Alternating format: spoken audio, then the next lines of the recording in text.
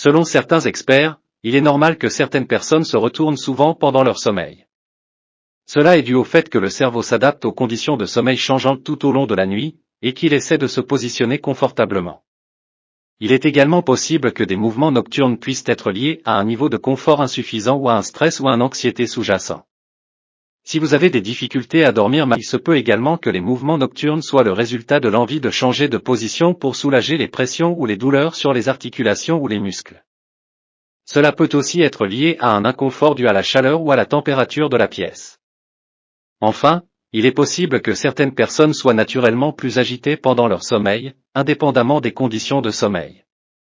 Si vous pensez que les retournements fréquents ont un impact négatif sur votre sommeil, vous pouvez discuter avec votre médecin.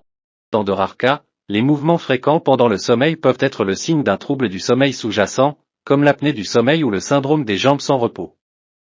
Si vous présentez des signes supplémentaires tels que des ronflements bruyants ou des mouvements périodiques des jambes pendant la nuit, alors il est important de consulter un médecin pour une évaluation supplémentaire. Par ailleurs, certaines substances telles que l'alcool ou les médicaments peuvent affecter la qualité du sommeil et augmenter les mouvements pendant le sommeil. Si vous trouvez que vos mouvements pendant le sommeil sont plus fréquents lorsque vous consommez de telles substances, il est conseillé de limiter ou d'arrêter cette consommation pour observer les changements dans votre sommeil. Enfin, il est important de noter que les mouvements pendant le sommeil ne sont pas dangereux ou malsains en soi. Cependant, si vous avez des doutes ou des questions sur votre sommeil ou vos mouvements pendant la nuit, il est conseillé de consulter votre médecin.